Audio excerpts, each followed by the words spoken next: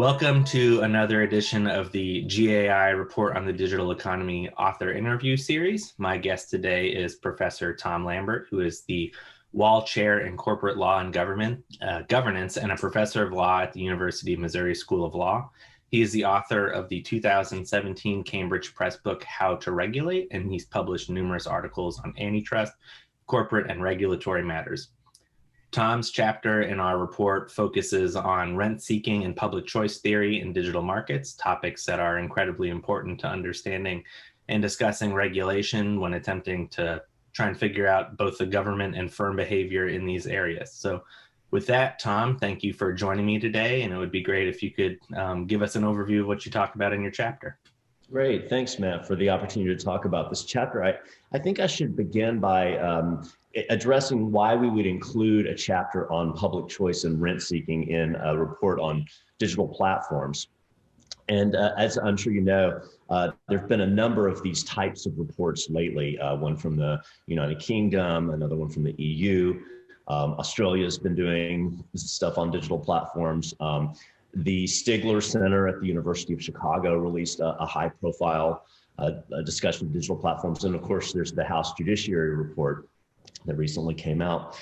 And what these reports seem to have in common is that they identify some kind of market failure, and then they seem to jump to the conclusion that a regulatory fix is warranted in light of the market failure. And I think we need to step back and think about that a little bit.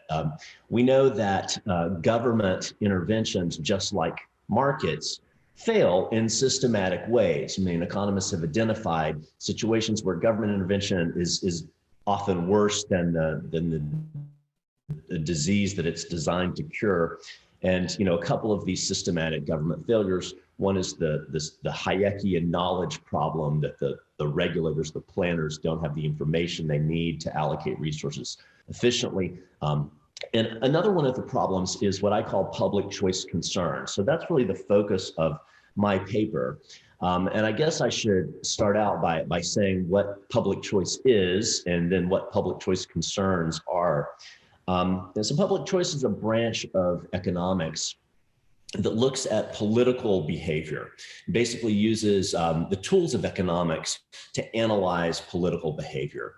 And when we grow up and take civics classes in high school, classes on history and social studies, we tend to get this sort of idealized view of the government. In this idealized view, we've got voters who inform themselves before they cast their ballot about the issues and the candidates, and then they vote for the person that they believe will, make decisions that are best for society. And then those elected representatives carry out their mission to make decisions that enhance social welfare. And then the bureaucrats who work for the elected officials try to please those elected officials by making decisions that benefit society, et cetera. And in the end, it's all rosy and happy. And what public choice scholars pointed out is that this view of how people act in the political arena sort of treats them differently than we normally assume people behave in other arenas. So, we think in market transactions, people pursue their self-interest and they do it in rational ways. Even in the realm of relationships, you don't choose your mates and your friends based on what's good for society, but you're trying to make yourself happy. So economics has started with this view of humans as being rational self-interest maximizers, homo economicus. We pursue our own self-interest and we do it in rational ways. And what public choice does is it just takes that model of human behavior and applies it to individuals operating in the political arena. And it leads to some different conclusions about how government is going to work. It's not always going to be maximizing social welfare. Individuals, when they vote, well, they tend to sort of vote their pocketbooks, they vote their interests. They are not all that informed because it's costly to get information about how to cast your vote, and most people's vote doesn't change the outcome of elections, so it doesn't make sense for them to become informed. So we have sort of irrational voters, uneducated voters. When people get into elected office, They tend to make decisions that benefit them personally, not necessarily society. Bureaucrats who answer to elected officials, have an interest in having bigger budgets and more prestige and that sort of thing, and that may cause them to make regulatory decisions that are not best for the welfare of society, but instead best for them, et cetera. So that's what public choice is, and public choice concerns, as I use the term in the paper, are sort of the welfare losses that result because of the fact that people are rational self-interest maximizers, and when they get into government, they can use a unique power that the government has. Max Weber pointed out that the government has a monopoly on the legitimate use of force. So the government can use force to achieve its ends. Nobody else can do that legitimately. So, public choice concerns are looking at the welfare losses that can result when people pursuing their own self-interest take advantage of government's right to coerce. Now, one of the key concepts in public choice, and it comes up in the title of my paper, so I should discuss that as well, is this idea of rent seeking. And rent, the term rent in economics just means sort of the return to a factor of production that's greater than what's required to keep that factor in its current use, right? So for instance, if I would stay in my job for $80,000, but I'm earning a salary of $90,000, then I'm earning rent of $10,000. So rent seeking is just chasing after those sorts of rents, super competitive returns. Now, there's nothing really wrong with seeking rents. I mean, anybody who asks for a raise, if I would continue to work at my current salary, but I'm going to ask for a raise, I'm technically seeking rents. Well, there's nothing really wrong with that. When we use the term rent seeking generally, we're talking about efforts by private concerns to use that unique government power, the power to coerce, in order to enhance their profits. My paper looks at how rent seeking is occurring in digital markets. And I talk about some of the welfare losses that result from that kind of rent seeking. There are a number. I should just briefly say what they are. One, when firms use government power to sort of to beat down their competitors, they can soften competition, which tends to hurt consumers in the long run. We have higher prices, we have reduced quality and that sort of stuff. So that's an inefficiency that can result from rent seeking if it does in fact soften competition. A second welfare loss occurs because when you have rent seeking, you've got firms that are spending a lot of productive resources on non-productive ends. So every dollar you spend lobbying, et cetera, is a dollar that can't be spent on research and development. And then finally, when firms do succeed in driving out their rivals or forcing other firms out of business through rent-seeking efforts, they squander the value of those firms' productive investments. So all of those things taken together are the welfare losses from rent-seeking, which really are part of this notion of public choice concerns. So in the paper, after I describe rent-seeking and public choice concerns, et cetera, I spend the bulk of the paper describing some recent examples of rent-seeking that we've seen in digital markets. Yeah, so definitely the public choice aspect of it was funny because it takes you away from this kind of like West Wing view of the world into this more, you think about how these actors might actually work outside of the like high school civics class, like you mentioned. Right. One of my favorite descriptions of public choice is one that was offered by James Buchanan, a Nobel laureate and one of the fathers of public choice. He described it as politics without romance. Yeah. That's, it's not the West Wing version for sure. Now for rent seeking, you mentioned that there are a few ways that rent seeking can be used by firms or industries to harm or use at the expense of other firms or industries. I wonder if you could describe a couple of the ways that players use rent seeking to harm other firms, competition, or their industry. Yeah, if you think about it, there are a couple of different ways that a private firm could exploit government's coercive power to enhance its returns. And these are large categories, and I organized the paper according to these two big categories. So one thing a firm could do is it could induce the government to force somebody to provide that firm, with a benefit that it doesn't have to pay for. In other words, it uses government coercion to get a subsidy for itself. So I call that sort of subsidy seeking, rent seeking. Mm-hmm. Another thing that a private firm could do is they could get the government to use its coercive power to saddle that firm's rivals with additional costs that make them less formidable competitors. So if a firm can reduce the competition it faces, then it can usually raise its prices or cut back on the investments that it makes in quality, et cetera, and its profits will grow. So I call this second category of rent-seeking behavior seeking to raise rivals' costs. So in the paper, I describe these two categories, and then I give some specific examples of each of them in digital markets.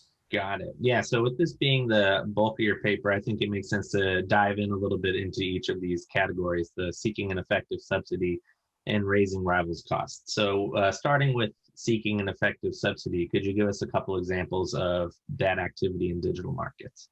Sure. One, I think, pretty good example of this has been a recent effort by news publishers to procure rules that require the major digital platforms, primarily Facebook and Google, to buy news snippets from these news organizations. Now, this is an effort that's been led largely by News Corp, Rupert Murdoch's organization, but most of the major news organizations have joined in on this effort. And these groups first managed to get some rules that require payment for news snippets in Europe. So Germany, France, and Spain all put in place these rules that require Google and Facebook to pay for the use of news snippets, et cetera. On first glance, this seems fair to most people. They think, well, look, the news organizations created that information. Google and Facebook are getting a benefit from it. They should have to pay. This is just a matter of news organizations being able to protect their content. But here's the thing. The news publishers already have tools to do that. They can use this thing called the robots exclusion standard to prevent their information from being indexed on the web. Google goes so far as to provide tools for news publishers that will allow them to block access to their content, or to allow it, but regulate the length of snippets. So, news organizations have a lot of power with Google to specify exactly what's included in Google searches and what's excluded. Now, typically, they haven't taken advantage of that power to prevent the use of their content for a pretty obvious reason. They want the traffic that Facebook and Google send their way. The more eyeballs on their digital sites, the more advertising revenue they can generate. So they actually want Google and Facebook to use snippets to send consumers their way, but they also want to be paid for the use of those snippets. So, Google and Facebook, when ordered to pay for news snippets in Western Europe, said, all right, well, we'll just stop using the snippets. And of course, the news publishers didn't like that at all because they're losing out on all this traffic.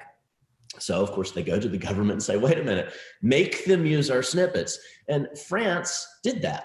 France said, all right, Google and Facebook are going to have to continue to allow and include these snippets of news from news publishers and pay them for the snippets. Now, Australia is the latest government to get on this bandwagon, and they've actually gone further than anybody else. The ACCC, which I think is the Australian Competition and Consumer Commission. I think I might have my C reversed. It's either Australian Consumer and Competition Commission or Australian Competition and Consumer Commission. I think it's the latter. But the ACCC has recently created this sort of mandatory code for digital platforms that require them to continue to use news publishers' digital content. So you got to include the snippets. You have to pay for it, and You actually have to give the news publishers advance notice of algorithm changes so that they can make whatever changes they deem necessary to ensure that their content is prominently displayed. Now, no other publishers are getting this benefit. This is a benefit that's going only to news publishers. It doesn't go to any other websites, et cetera. And in my view, that is really just a matter of rent seeking. These groups, news publishers, have managed to get an effective subsidy requirement for the government that the publisher or the platforms buy their content. Yeah.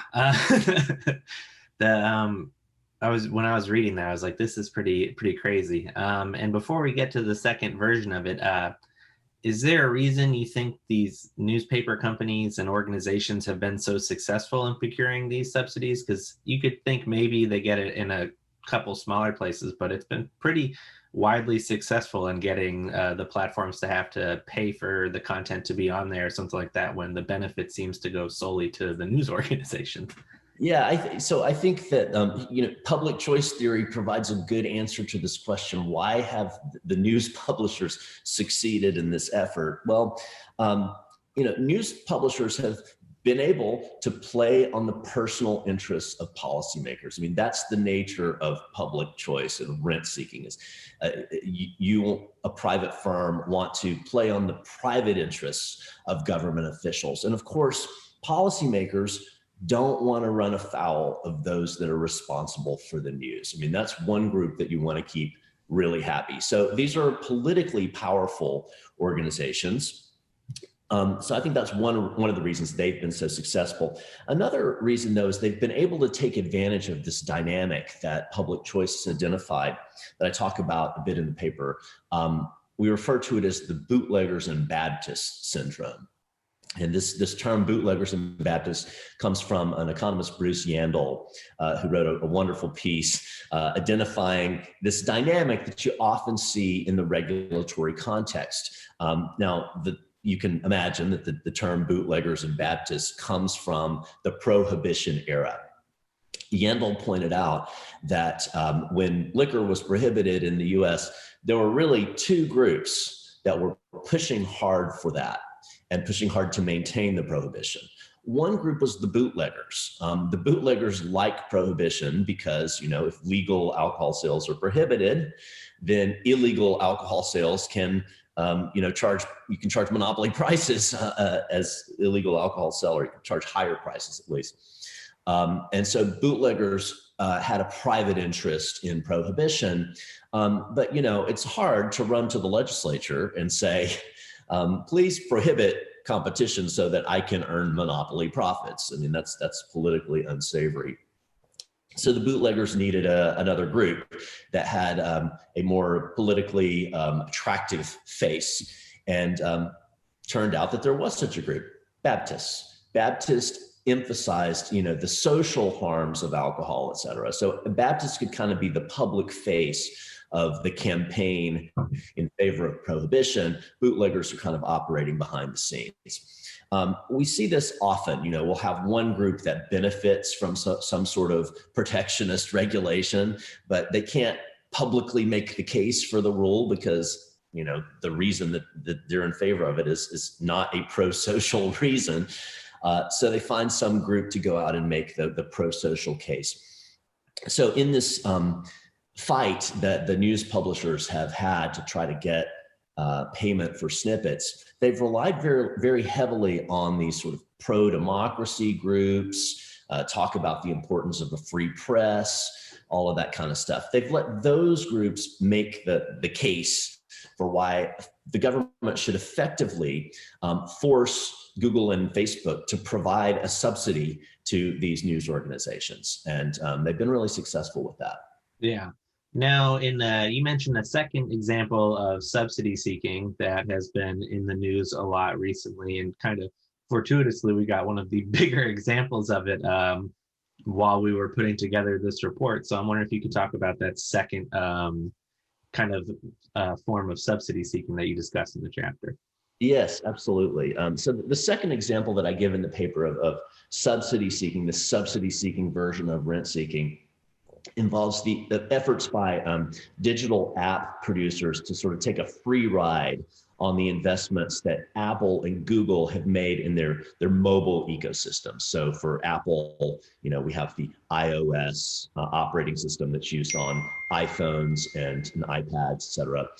For Google, the mobile operating system is Android, which you see on all kinds of devices that are not made by Google, but they're using Google's operating system. Most of the action here is centered on Apple, so I'll talk about Apple specifically, but there's recently been some effort to go after Google on this too. So if you think about it, Apple has created just a tremendous amount of value for the producers of mobile apps. First, through its very relentless innovation in its products, it's managed to assemble this install base of high-end users, Apple users, who appear to be willing to pay more for digital products. If you look at Apple users versus Android users, Apple users spend more on apps, et cetera. And they typically spend more for their phone. Apple has invested a lot to ensure that it attracts these sort of high-end users. The second thing that it's done is it's provided app developers with the tools that they need to develop products to sell to this install base of users. So they're provided with software development kits and whatnot that allow these businesses to build products to reach Apple users.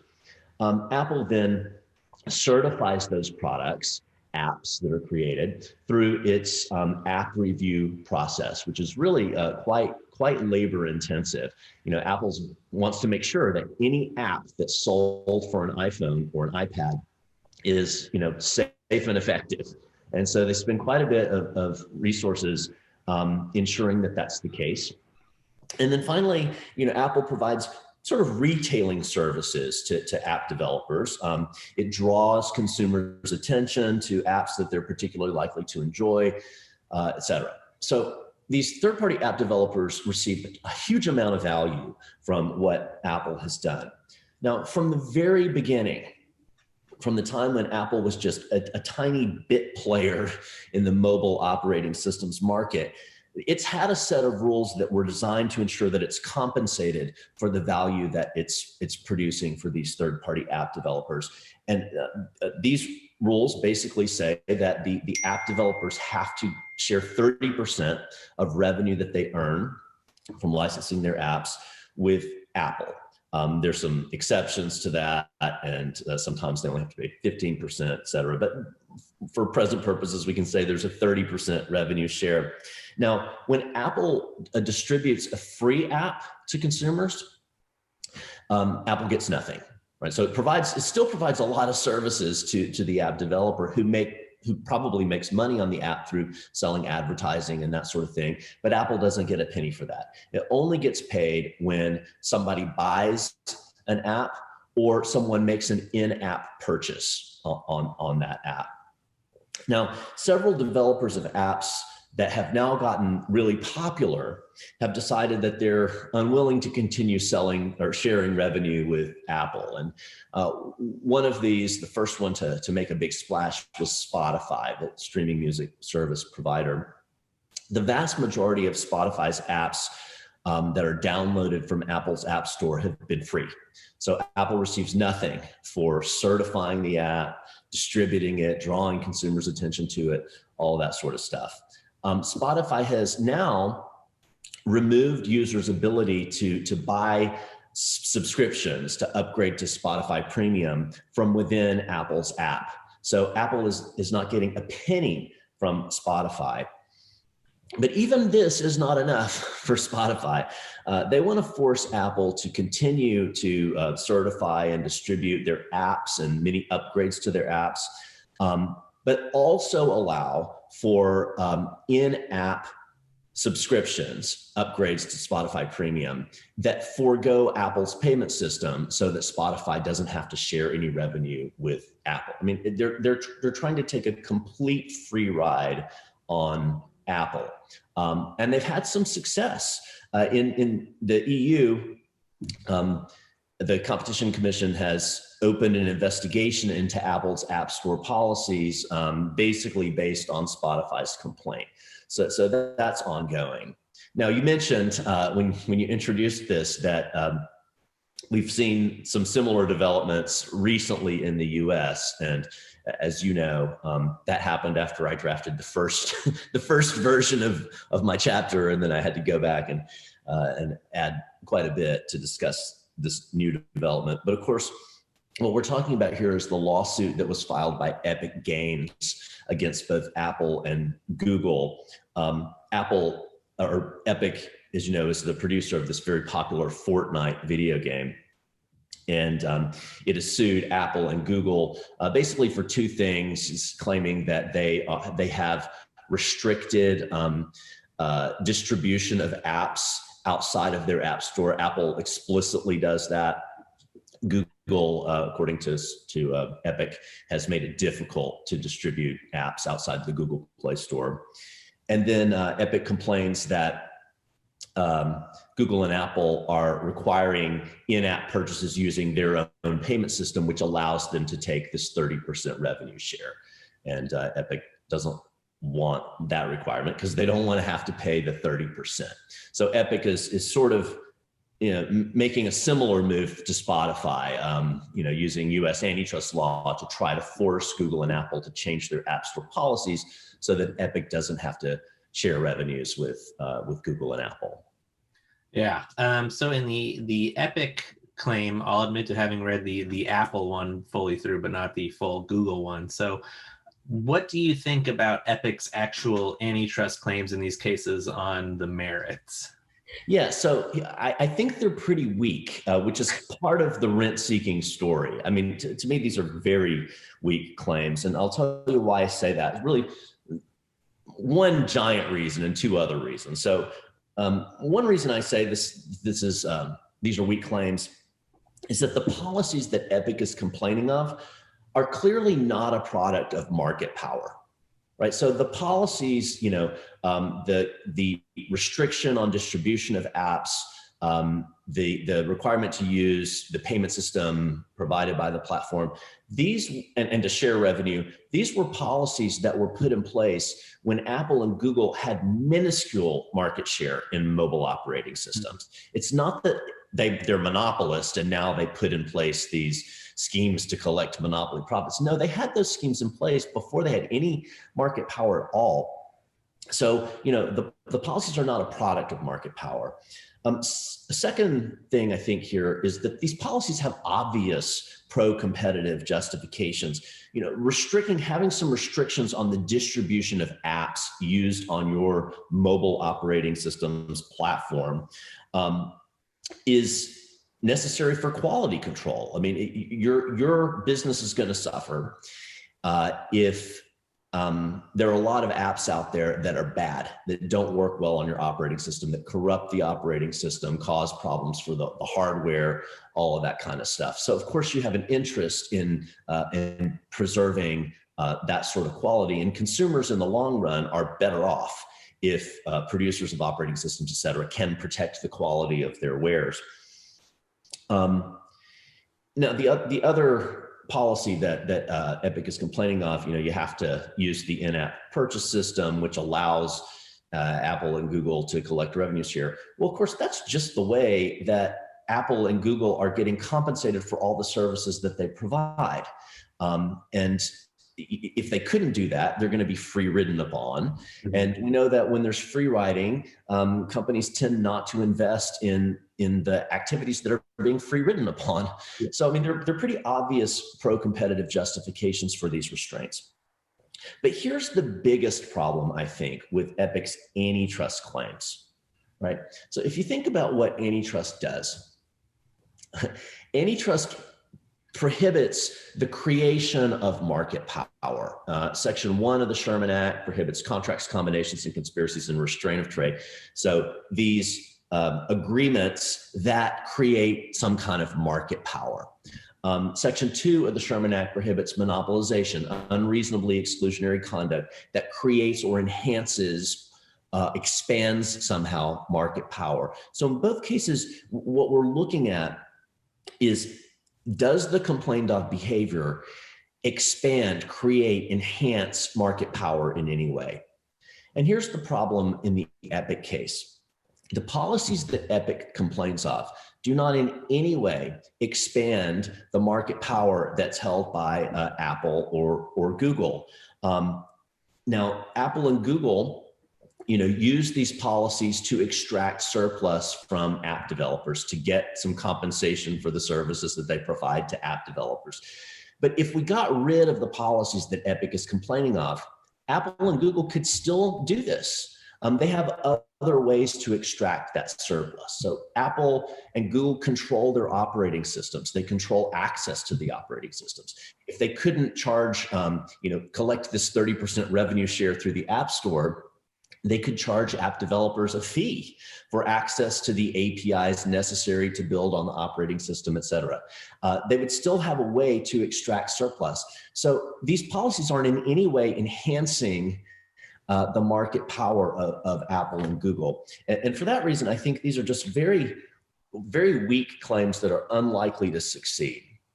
So if the claims are unlikely to succeed in court, which I think is generally the view of the case, why do you think Epic filed the lawsuit against both Apple and Google?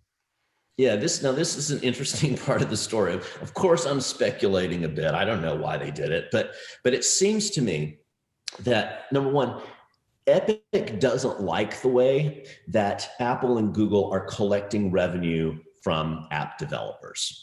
And number two, it's really trying to put public pressure on the platforms to change that. So let me break down those 2 points. The first point is that Epic doesn't like the way that Apple and Google are collecting revenue.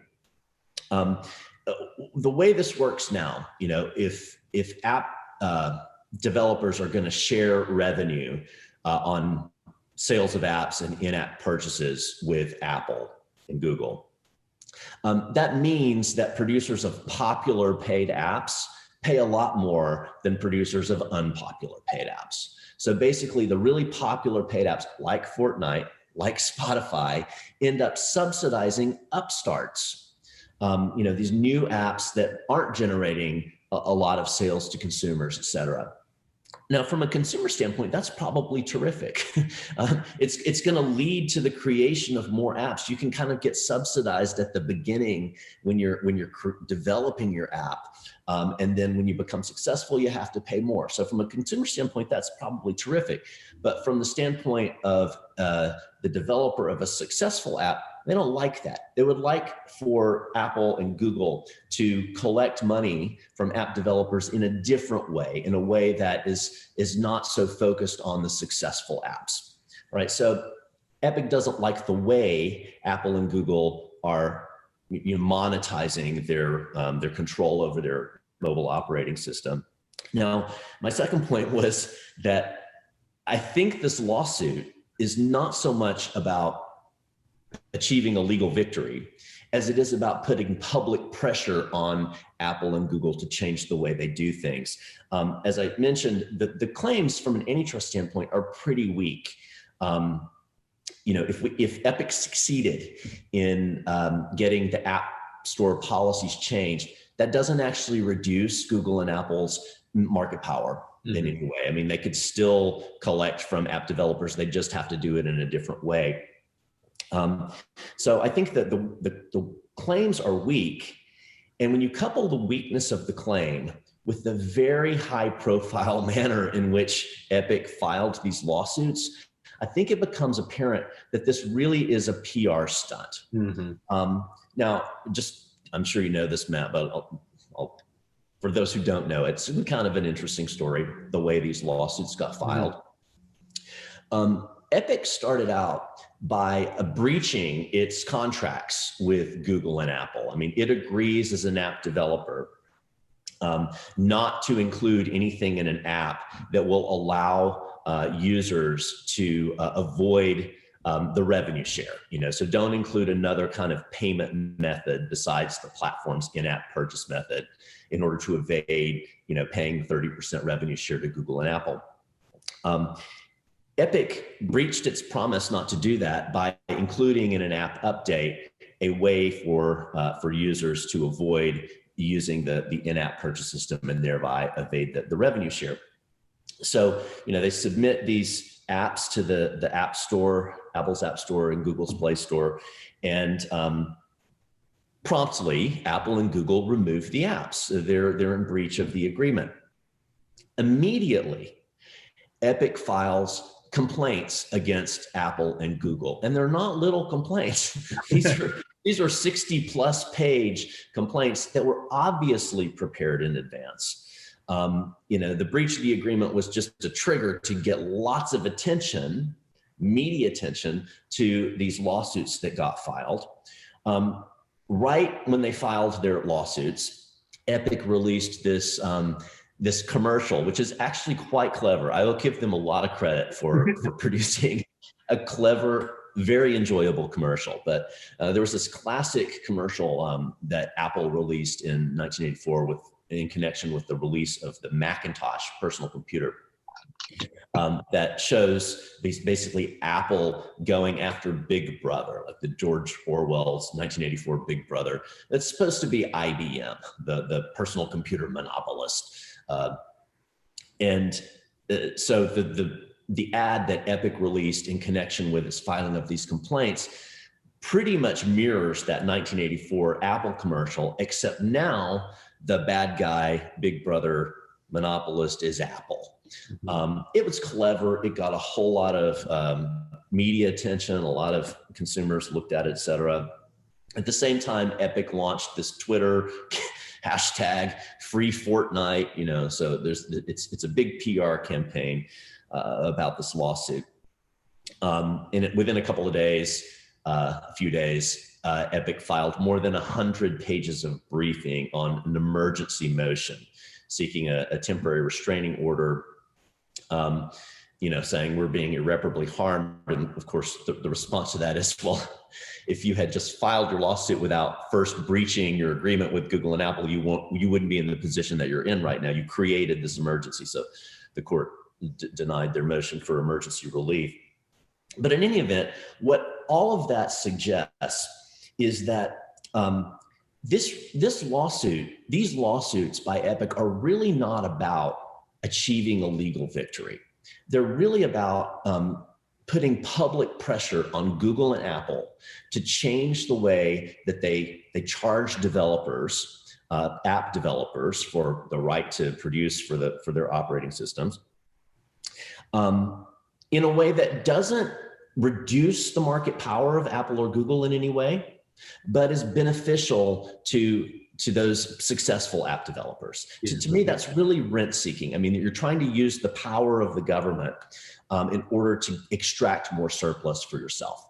So I think that's a really a good example of using the antitrust laws in a rent seeking fashion.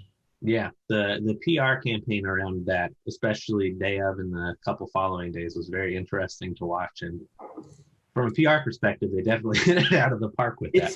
It's fantastic. Yeah. You can find on YouTube a side-by-side version of Apple's 1984 commerce with Epic's recent commercial, and it's really kind of fun to watch them right next to each other. I give them credit. That was pretty clever. Yeah. Moving on from the seeking a subsidy, the next category of rent-seeking strategies you talk about is raising rivals' costs. And raising rivals' costs is probably the more traditional antitrust theory of harm, or more familiar to general antitrust practitioners here. So I don't know if we need as much on raising rivals' costs just as a theory of harm as maybe the seeking a subsidy, because that was a new one. But how do firms co-opt government power to raise rivals' costs in similar ways that they might use traditional antitrust tools to do so? Yeah, so I think there are a number of ways that a firm might try to get the government to do things that raise its rivals' costs, and I give several examples in the paper that I think illustrate three different ways that this can occur.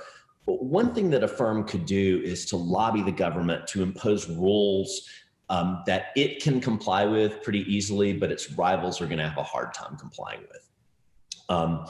And what's really great from a rent seeker standpoint is if you can get the government to impose rules that reflect what you're already doing. So, we already have these policies in place, but our rivals don't. And so we want the government to force everybody to do this. That means they're going to now incur the cost of implementing all these policies, but you're not going to have to do that because you already have the rules in place. And I talk a bit in the paper about how Facebook and Google have sometimes lobbied for rules that mirror their own practices, but would raise potential rivals' costs. So that's one thing that you can do. And by the way, it's important. It was important to me to call out Facebook and Google a little bit in this paper. I mean, this is not. I am not trying in this paper to be an apologist for Facebook and Google. I'm trying to point out that government power can be co-opted by private interests, including by Google and Facebook. We have to be careful about those things. So that's one way that you can raise rivals' costs, is try to get the government to impose rules that reflect what you're already doing, or that will be easy for you to comply with, but not your rivals. Another thing that a firm could do is to try to weaken the legal protections that its rivals rely on. And I think that we're seeing that in connection with sort of the relentless efforts by a disparate group of businesses to weaken the protections of Section 230 of the Communications Decency Act. I know you've got another chapter in the report on Section 230, which is quite a hot issue these days. A third thing that a firm might do to raise rivals' costs is to try to instigate legal action against its rivals. And we've seen this quite a bit in the digital arena with these sort of so-called public interest groups that really have been pushing for legal action against tech companies. But if you drill down, you see that they're really fronts for companies that compete with the companies that they're targeting. So a great example of this was this organization called Fair Search. Fair Search has long lobbied for action against Google. Microsoft used to be one of the leading members of Fair Search. And of course, Microsoft's Bing competes with Google. So Microsoft has since dropped support for Fair Search, or at least back. I'm not sure if they fully dropped support, but they're not playing much of a role at Fair Search anymore.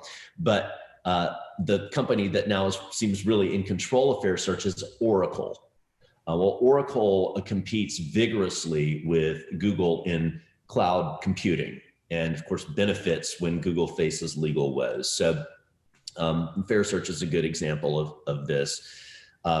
What we sometimes call astroturfing. You create what appears to be a grassroots organization that's going after a company, but if you look at it, it's not really the grassroots supporting it. It's instead a rival of the target company. Another one of these grassroots organizations is the Free and Fair Markets Initiative. The Free and Fair Markets Initiative exists basically to instigate legal action against Amazon. And it says that it's a consumer group and blah, blah, blah. But if you look really at what's going on at Free and Fair Markets, it's funded largely by Amazon competitors. So leading funders of Free and Fair, the Free and Fair Markets Institute, are Walmart, which of course is a retail competitor with Amazon, Simon Properties, which is the largest mall developer in the US, and of course has an interest in physical retailing versus online retailing. And then once again, Oracle. Oracle competes with Amazon in cloud computing. So these are all companies that compete with Amazon and benefit from its legal troubles. Yeah. So those are sort of three ways that you can use government power to raise rivals' costs. Yeah, it's certainly interesting to see some of the big companies on both sides of this, where they're trying to use government power to get something and then also having it used against them to harm them in different ways. So I think moving to probably the hottest topic among these, and as you mentioned, we do have a 230 chapter, but it seems to be the story that, at least for the last couple months, that is sticking and not going away. So I thought it was really interesting how you covered two different aspects of Section 230 in the chapter. The first being the diversity of firms going after 230 that seem to have really no stakes in it. And then I think this is, as you discussed earlier, the bootleggers and Baptist dynamic. I think 230 is a really good example of that. So I'm wondering for 230 if you can talk about both of those dynamics. Oh, sure, absolutely. So on the first point, you're absolutely right that the diversity of firms that are attacking Section 230 is fascinating. I also think it's pretty illuminating. The 230 campaign, anti-230 campaign, I think makes a lot of sense when you look at who is really behind it. So if you look at the firms that are lobbying hardest for changes to Section 230, they include Oracle and IBM, producers of computer hardware and software business services. The huge entertainment conglomerates, Paramount, Disney, Sony Pictures, 20th Century Fox. And the major hotel chains like Marriott. So you think, well, what do these have in common? The Wall Street Journal had an interesting story on sort of this disparate group of firms that were attacking Section 230. And as you read that article, you realize that, yeah, these companies do all have something in common. Essentially, it's this. They don't host user-generated digital content. Okay, so they don't really get any benefit from Section 230. Everybody, I'm assuming most people who are watching this know that Section 230 provides some liability protection for digital platforms that host user-generated content. So these firms that are going after 230, don't host any user-generated content and thus don't get really much benefit from 230, but they all compete with firms that do. Okay, so IBM and Oracle compete vigorously with Google in cloud computing. These huge entertainment conglomerates, Paramount, Disney, Sony Pictures, et cetera, they're really competing with anything that entertains. So they compete with YouTube. The more time people spend on Facebook, the less time they spend watching movies, all of that kind of stuff. So, they are competitors with these digital platforms that host user-generated content. And then the hotel chains like Marriott compete vigorously with Airbnb. Now, Airbnb can potentially take advantage of Section 230 to avoid liability when renters put postings on Airbnb that are in violation of local ordinances. So there's some thought that they might be able to take advantage of that legal protection. Airbnb might. So weakening Section 230, of course, could have the effect of impairing Airbnb, which inures to the benefit of Marriott and the other hotel chains. I think it's really interesting that common thread seems to run through all of these companies that are opposing Section 230, that they don't get any benefit from it, but they compete with firms that do get a benefit from it. Mm-hmm. Now, on your second point, you mentioned the bootleggers and Baptists point in connection with Section 230. I think it's interesting to note that the companies that have publicly opposed Section 230 have been really careful not to blatantly discuss their business interests, but they always try to put forward some sort of pro-social justifications for the policies that they're pushing. And a really interesting development here, I think, involved one of the first curbs on Section 230's protections.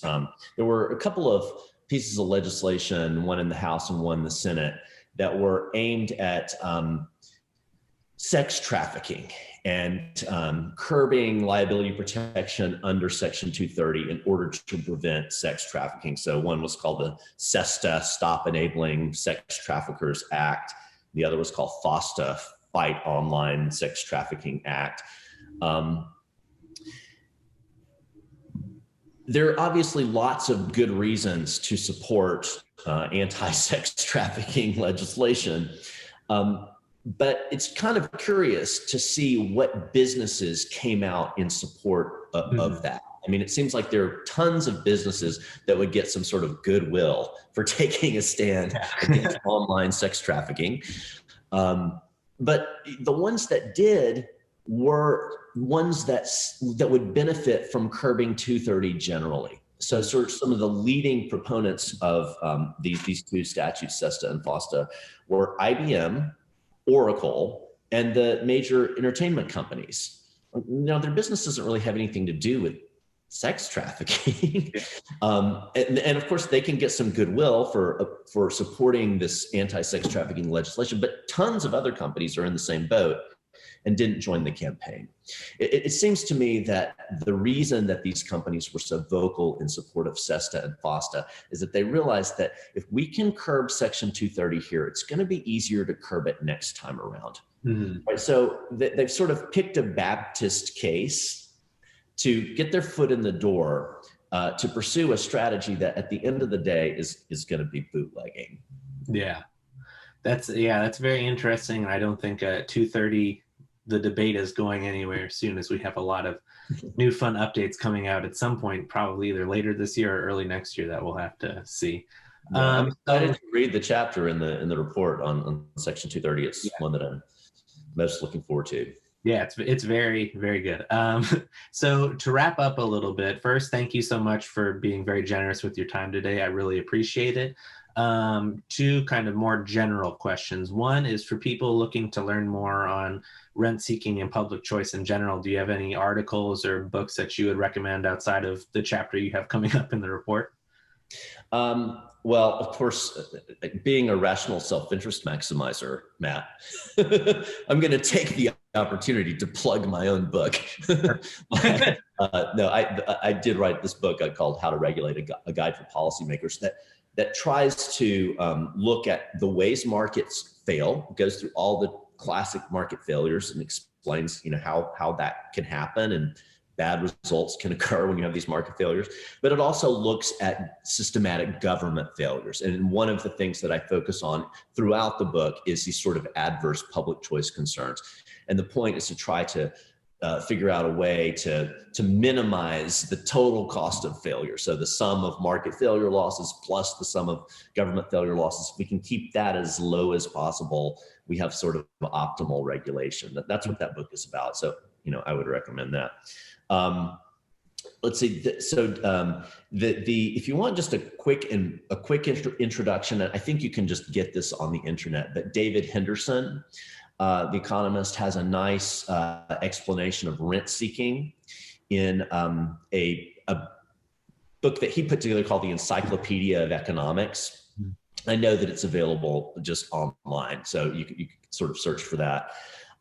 In that Encyclopedia of Economics, there's also a nice chapter on public choice that was written by a guy named Bill Schugert.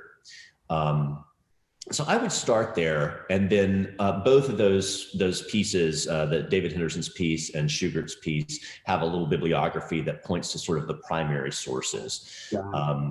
Anything by James Buchanan and Gordon Tullock is going to be terrific, but that's probably not the easiest place to start for people who aren't familiar with the literature. Yeah. Got it. And then last question is that we've all been under pretty extended stay-at-home orders for a while now. What non-antitrust stuff have you been reading that you would recommend, or just reading to pass the time? Oh, wow. Okay. Well, I am just finishing up Eric Larson's book, The Splendid and the Vile, which is about the Churchill family during the Blitz. And I don't know, are you familiar with Eric Larson? He wrote The Devil in the White City. That was the one that got a lot of attention about the Chicago World's Fair and a series of murders down in the Hyde Park area in Chicago. But he's a really terrific writer. It reads like a novel, but it's factually accurate. He quotes from sources, et cetera. And it has actually been a good thing to read during this sort of gross time that we're in right now, because it reminds you that it could be a lot worse. I mean, what the British people went through in the Blitz is just astonishing to me. So, Yeah, I would recommend that one. Well, perfect. Well, again, thank you so much for your time today. I really appreciate it and look forward to everyone reading your chapter when the report comes out a little bit later this fall. Great. Thank you so much, Matt. It's been a pleasure.